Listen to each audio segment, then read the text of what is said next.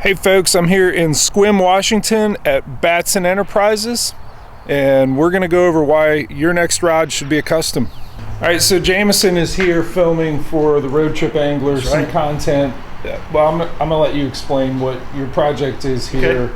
Go ahead. Well, number one, we came up here to hang out with folks from Batson, Bill, Keller, Eden, all of them. You know, just getting to see them. They've been such a great partner of mine for a very long time, and this is an amazing fishery up here in the northwestern part of the country. So coming to do that, hang out with them, get on the water with them. But number two, something I'm very excited about is we're going to be coming out with a Road Trip Angler series of rods. So we're here to actually pick out the components, the blanks, and make sure it's dialed in so that when we offer that, you guys will be able to check them out.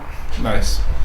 My specific purpose, at least in terms of getting, picking up some components here, I broke that it was a heavy moderate rod that I had custom a couple weeks ago, fishing for striper. Had one just snap it in the rod holder. I got to replace that. I'm also going to pick up another one that's a medium moderate for my crankbait fishing for river smallmouth. So two things, and we're going to work with Bill and Mike. We're going to go over why you should get a custom rod, and then dive into looking at blanks, looking at reel seats, looking at other components, and what's important in making those choices before you start working with a custom rod builder. I don't know. That's what I'm introducing him as. We're in the warehouse here in Crazy Bob. Howdy. You want to introduce yourself more than Crazy Bob, or just Crazy Bob works? Crazy Bob works. We've known each other for a long time, worked a couple of shows together for Batson, and he now works here and has been for a few years, and he's going to kind of just show what everything is out here in the warehouse. This is where, this would be like if I had a shopping spree, I would come in here and just go through and pick out just a bunch of stuff. But I wouldn't know what I was doing. He would. So the beauty of this entire warehouse is it's set up, and the way it's lined out essentially right now is it's in reverse order of everything you need to build, right?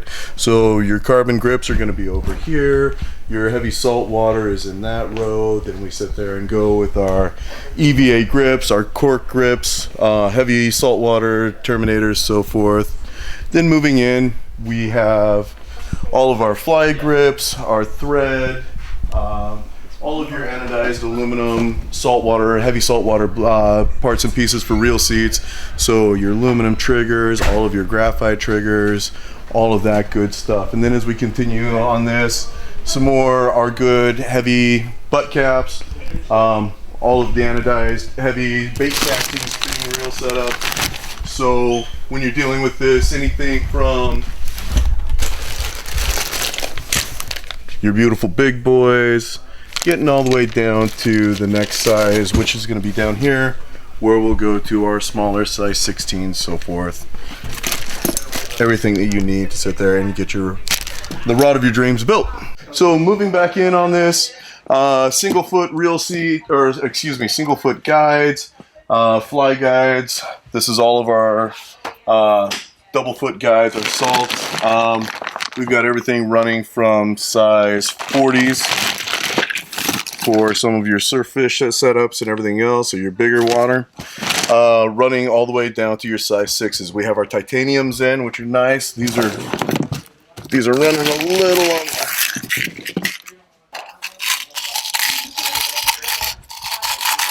with our new polished setup, but you can see that beautiful little titanium guide there. Corrosion, almost 100% corrosion resistant, and definitely light as a feather. We now enter into all of the greatest stuff, all of the rods that we have. So from our Revelation series, our Eternities, these are going to be your RX10s and your carbon wrap. So all sorts of different stories on this. We'll always maintain a sample of the blank so we can maintain quality control standards. What? Sure. Down as well a little bit. I mean, he's our QC. Sweet, yeah, that's gonna look cool visually. Alright. So get some shots of that as well. Explain what you're doing. So right now what I'm doing is we have a set spec for the way we want our rods to bend. and a certain spot on our board. Each one is an inch. And so we set up a standard for when we do it, that it flexes to a certain spot. So whenever we get it in, I check the product of what it is to make sure it flexes within the same spot. That way we know that it's all gonna bend at the same wind casting. And you know, we got it over here in our metric so I can get it down precise. Basically just to make sure that it all is going in with the same specifications of which we set. And then after that, I will measure the weight of it.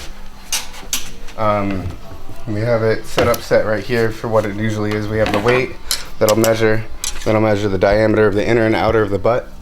And then the tip, inner and outer, an inch back so that we can get the right tip-top size. And then basically, if any of them is not within tolerance, I will then go from checking 4% to about 100%, just to make sure we know everything is to our standards. So this is quality control. This is quality control, and these are actually new models that we are redoing. So I'm speccing them out to get approved for new product to come in. Excellent. Thanks for explaining. Yeah, of course. Ice rod blanks. All of the ice rod blanks. Multi-piece, usually your 4-piece. Fly rods will be all through here. Our colored blanks, this is one of our new colors that we have going out here. That's the Seafoam, which is an absolutely gorgeous color when you mix it with any of the TC or the Gunsmoke colors. But we have it in the pink, the cobalt, now the Seafoam. More of the Revelations. And then on this far wall, as we go, your heavy salt is going to be, your heavy salt is in this quadrant when you're dealing with your tuna poppers and any of your main big species blanks. Moving from there, again, your saltwater series as we go, your live baits. This is going to be your trout, salmon, steelhead, and bass. We have the travel rod series through here, a few stand-up surf rods, the slow jigs coming out now. So these are amazing blank because of the fact they have so much flex into them, and yet they remain so stable on everything that they do. Additions, all of your spinnerbaits. You've got some walleye options as well. Plus, again, we change different components on this, so we're talking about different series, whether it be the Revelation series or the Immortal series, or as we go to everything else here. So it's pretty much everything that you want, and it's kind of Candyland for anybody who needs to have it. So for rod builders looking to work with their customer to select a specific application, what resources are there for folks to? I mean, I guess you have a pretty awesome catalog, because I was thumbing through that. But the catalog's fantastic. Our website's great too. We launched a new program on this, which is Locate a Builder. So you can actually now, the hardest part is always talking to a person and trying to explain your style of fishing to another person, right? So if you have a person who understands that, then it's a lot easier to get on the same page. And as a custom builder, that's what I want to do. I want to build my rod to meet the expectations and the requirements of my customer or of my client. So with one of the things that we have on our webpage is Locate a Builder. So you can actually find a builder that's near you, which gives you a chance to sit there and actually have a good conversation with a person who's probably pretty familiar with where it is that you're fishing and how it is that you're fishing, which is a great way to sit there and just open it up, and you can really, as a builder, tune it in to meet your client's needs. And for sure, local builders are going to understand local preferences for Absolutely. That local fishery. Absolutely. It's just one of those things that just makes it work so much better, and it allows us to sit there and meet the needs of the people that fish. Excellent. Yeah. I appreciate the explanation and the tour. No worries. You have a great day. All right. I'm here with Bill Batson. He's going to explain a little bit about Batson Enterprises and like who the customers are and how this all works. Sure, no problem. I'm Bill Batson from Batson Enterprises. We are the largest distributor of rod blanks and components in the nation. We're a family-owned and operated company. We're up here in Sequim, Washington. Our business comprises of private label all the way down to the hobby builders. So basically, the OEM, which is the manufacturer, would contact us and say, "Hey, Bill, we have some designs we'd like you to to do for us, and we would do the designs, whether it be a reel seat or a guide or blanks or whatever the case might be. So that's a large part of our business is that.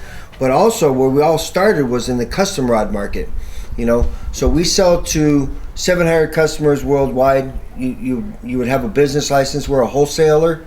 So we sell to wholesale only. So we have distributors, and we also have hobby builders that have business licenses. So a guy in a garage is building rods, and he's building for himself and all of his buddies, and he's got a business license. He would buy directly from us. So we touch people all over the world in what we do. Like I said, we're the largest. We sell over 100,000 blanks a year, and then all the components to go with it. I have 25 in-house employees. We do everything from procurement of inventory to design to actual real-world applications. So it's a great industry to be in. I know a lot of people do it. You know, a lot of people tie flies, and a lot of people make their own lures or their leads. This is just an extension of the whole fishing experience. That's what rod building is for people. And it's usually the top 10 percentile, or 10% of the fishermen would go to the next extent. It's like, you know, like I said, building your own lures, making your own rods, making your own boats. I mean, people do all different types of things in the fishing industry. But this is just another extension of the whole fishing lifestyle, is the custom rod market.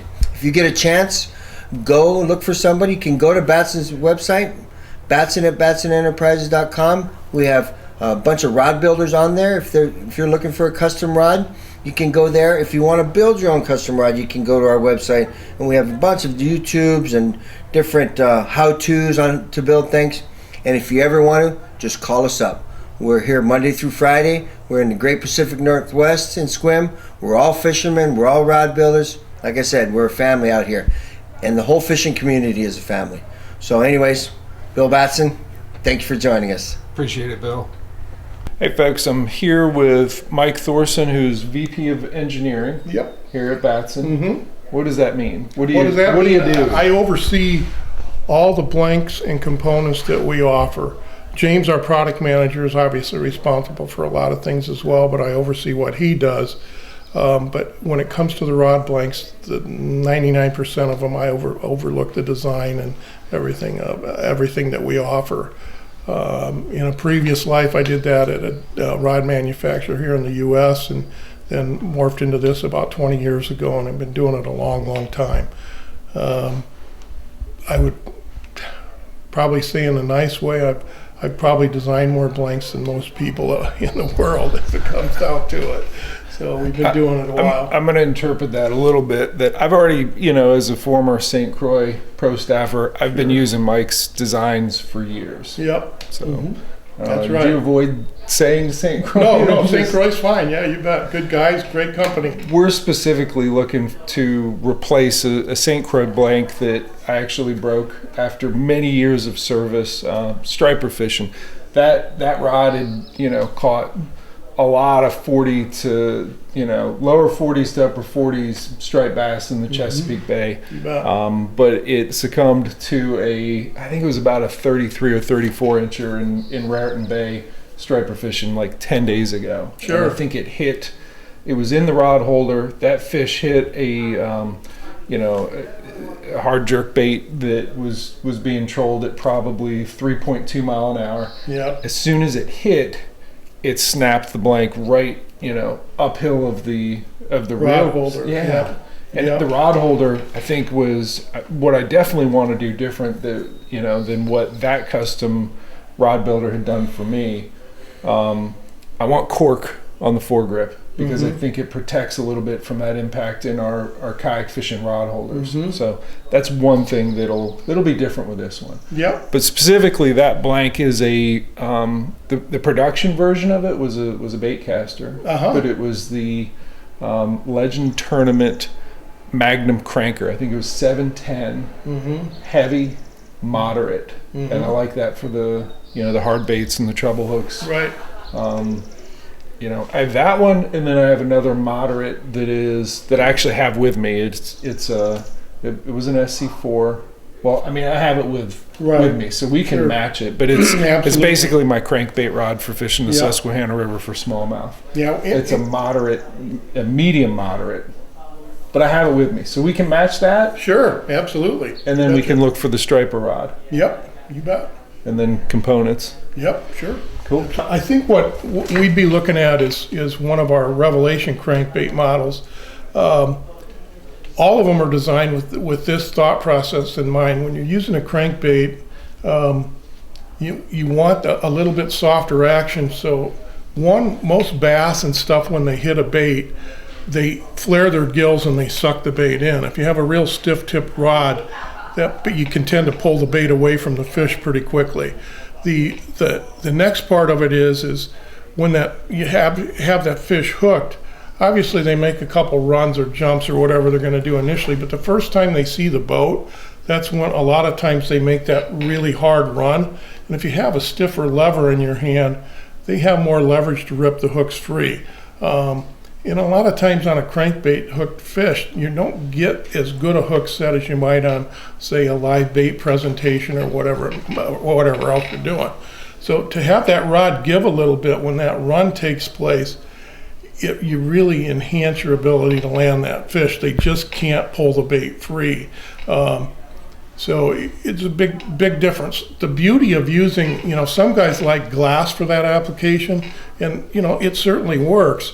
The downside to glass is you do sacrifice some of the sensitivity. So let's say you're throwing a rattle trap over emergent grass in the spring with a glass rod, and you get hung up in the grass, you're not going to feel it. With a graphite version that's moderate action, you can feel that, snap the rod, and you'll rip right through the weeds.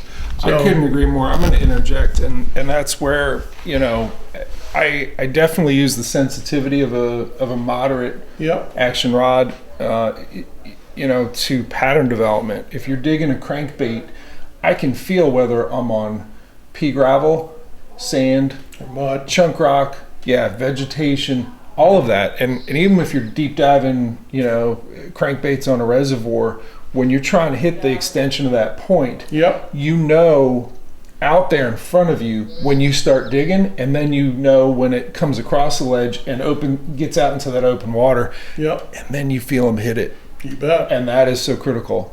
A lot of the rods that have the moderate double duty as a jerkbait rod. I know people can debate whether that's a good thing or bad thing. Right. It's a good thing for me, but I like the that sensitivity way too. Of knowing. Like, I swear that I can feel a river smallmouth about to eat a jerkbait. I can't explain what it feels like, but I know it. I can feel something. I'm like, something. Well, the other thing too is something's close to it. The carbon, and especially when you're fishing a jerkbait, when you move that rod, because the material is inherently a little bit stiffer, you can impart a different action on that lure. You can slow that motion down and get a glass action, or you can get it more of a quick jerk, and it gives you a little more flexibility, in my opinion. I use both. For certain things, I think glass may have an advantage, but overall, I think for all the reasons we've just discussed, that carbon style blank, using certain types of baits gives you a lot more flexibility. I really do. So I brought some of my rods in. One in particular that is not the striper one, but the smallmouth crankbait rod that I really like is the I don't even know if they make it. I think it was in the walleye series, but it was a SC4 blank that is medium moderate. Yeah, medium moderate. We've got both in. I think we can look at either our Immortal popping or our Revelation popping or crankbait. We've got something that's going to match this exactly. Okay. Yeah, we'll look at this one first.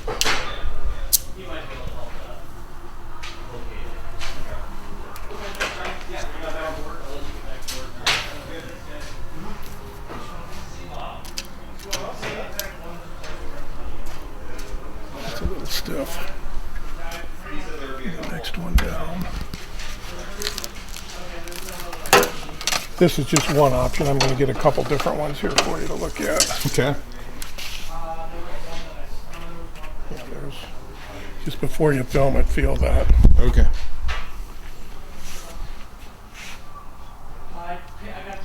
Am I feel like that one's a little looser. Yeah, than this. Little bit. I mean, just that this is close. So now if we go down to the,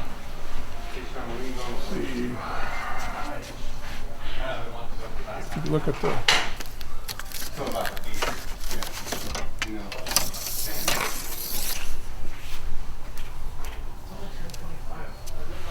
now feel that one. Okay. Yeah. That's the blank. That's a rev popping. And the rev crankbait's going to be very similar. Let me see if I don't know where that is. Here they are. So here's the 70M. This is probably going to be a little stiffer. Yeah, not bad. Okay. I'll trade you. Hold on. Yeah, go. Okay. Yeah. This is going to have a little more power in the butt than this one. Okay. Lift hard, and I'm going to bloat it. You see how it's shutting down pretty good? Yeah. Now feel this one. Do the same thing. See how it's flexing down there? Yeah. It's to each their own. I believe if we pull on your St. Croix, it's going to be more like this one. Let's try that.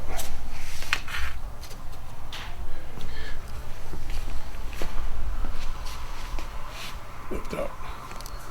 See, it's more like the 7-foot medium. Yeah, that's this, the second one I showed you there. This guy? This one right here. Yeah, the one. that's what I thought between the two. Yep. Whoops, Sorry. sorry about that. Yeah. Go ahead. Yeah, they're almost identical. Okay. So I'll go with this one Yeah, all right. for the smallmouth rod. Okay. So this is what we suggest. I don't know if you like this handle or not, but you know, we've got a reel seat with a couple little nub and cork parts and then a fighting button. Okay. That makes sense to you? It does. I mean, that's what we suggest on a typical build, and then on a medium heavy, let's see. And this is something I'll deal with my local builder. It's Kevin Hallash with Stiffy's Custom Rods. Yep. So these are just, again, we do the nubbins part, but the we can build them up or put together whatever you want. Here's a spinning rod handle with a split grip where we're using the size 16 Alps CAH as a spin seat. You had mentioned you wanted to make sure something wouldn't loosen up. If you look at this, there's a double nut situation, so you tighten this first one up, Yep. get it snug, and then you run this second one up against that I definitely first want one. Yeah, and it's not going to loosen up.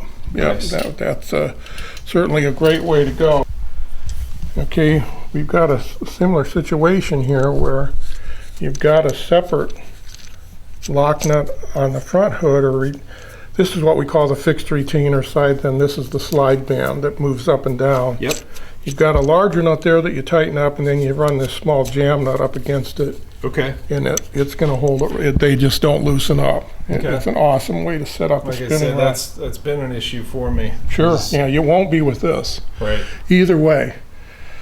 On a lighter rod, I would probably opt more for the rapid. Okay. On a heavier spin rod, the aluminum seat will probably handle that heavier pen rail a little bit better, Okay. without question, that you want to build up. So Okay. So We one of each for the two rods we're looking at. yeah, 16, 17, and 18 rapid spin seat with the silver hood and nuts. Silver hood, just one of them. See how it's bigger? Yep. That's going to be the size to fit that pen, I think.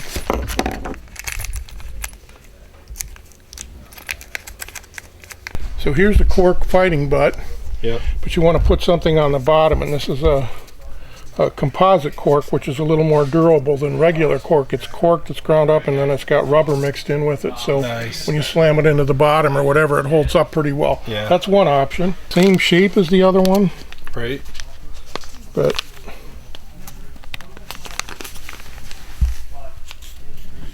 so it's cushioned, so if you bang it around or whatever, that's Yeah. cushioned to take it. Now, if you're pulling it in and out of a rod holder, a significant amount. You may not want the flared bottom like that, Right. because it might stick. So there's other options as far as, see if I can get this off there. There we go. Yeah, when I have a, 44-inch striped bass, like peeling line off that as I'm trolling, and I just need to get that thing on my hand so the line can clear my motor or whatever it is and get it in my hands. So here, I feel like a straight shot is, there you go. is better for what I need. That's the straight version, or if you want, basically be like that, only in a black plastic. Or not, it's not plastic, it's a UV stable rubber vinyl composite that we have made. They don't deteriorate over time and when they're out exposed to the sun or anything like that. But 7.6, this would be your rear grip, or this would be, we would cut the tenon off and then butt one end up against the reel seat, and then you're going to have blank and then your fighting butt at the bottom. Okay. It's very straightforward. You really are, when you're fishing, you're holding the reel seat, and more than likely holding the fighting butt when you cast. Right. Is the way I do it. So, those are more critical than what's actually here. Here, if you're fighting a large fish, you may be grabbing that on occasion. Do you grab the foregrip at all, or? I want there to be a foregrip to, and I think it's to protect the blank, and I think that's how I had the last rod snap, is that it hit the inside of that rod holder just right when it was probably loose, and then it slammed it. So yeah, I want cork uphill as a real seat for sure. So that's your basic 2.5-inch foregrip. We also have a 2-inch one. Okay. Either way, either one's going to work. That's more personal taste. This is a little more to grab onto if you do want it. So we could figure. Let's do 2.5. Yeah. So kind of get you an idea what this is going to look like. Something like this. So I'll have you in that spot. And then a fighting butt down here. The other option would be is to get rid of that long one. So I'm gonna share something with you that relates to design for kayak anglers. I'm gonna hand you this, and you just point it at me as I explain. Kayak anglers have the life vest here, and it comes out a little bit. And when you have a rod here in front of you, if the butt is so long that it's rubbing on the PFD, because you're in a seated position, we need a shorter you rear feel, you get false strikes because the rod butt is touching. I'm being asked to be quiet because they're filming. Gotcha. But shorter rod butt. All right, so with the requirement of a shorter butt, what are we looking at? We shorten the rear grip here a little bit, and then the fighting butt, you can obviously adjust this gap. What the measurement, which will be critical, is from the back end of the reel seat to the very bottom of the rod. Right. And if you want that a little shorter, this handle's going to accommodate that a lot better than if we have that longer rear grip. Otherwise, we wouldn't even put a split grip on it. We would just go with a longer cork rear grip. Okay. This guide right here. The Alps MXN titanium.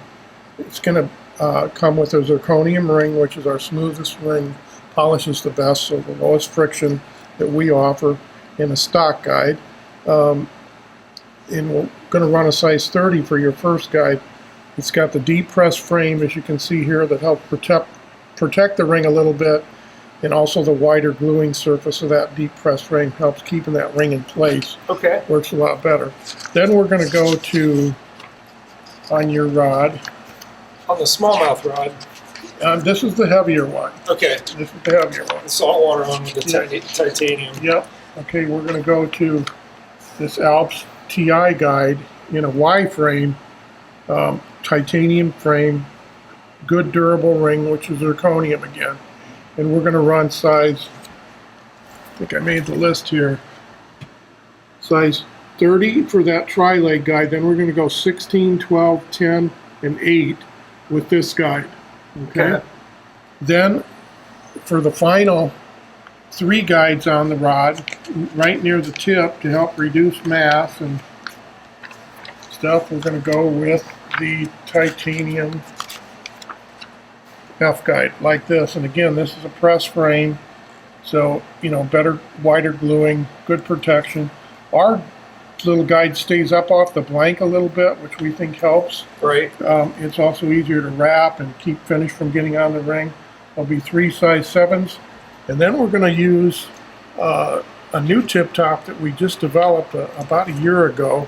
So we have this deep pressed flanged ring top. We're going to use a zirconium top again, but you can see that this ring is a lot thicker at the front and it's pressed all the way through the frame. The idea there being that it's a lot more durable tip top when you're having various knots slip through your tip top. In other words, you use braided line a lot, Yep. and you have some kind of a jointed knot to whatever kind of shock leader you're using, whether it's mono or fluorocarbon. Yep. That knot repeatedly bangs into that ring. It can eventually knock one loose.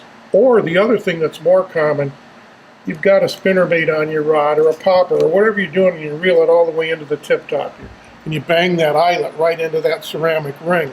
Yeah. On a conventional tip top, you can knock the ring right out. Sure. The other thing, you're fishing a bass jig. It Yep. gets hung up on a stump. What do a lot of anglers do? They go over and they slide the rod tip down, poke it off the stump, and all right, they got their lure back, but now their ring's hanging on the line because they knocked it out. Yep. This one won't come out. Okay. Okay, so that's the whole purpose of that tip top. All right. That's Mike, I appreciate you helping I me appreciate you too. design and get all this stuff ready, and I will, for sure look forward to heading back to Maryland in about 3 weeks and working with Kevin Hallash of Stiffy Custom Rods and having him build these 2 rods out for me.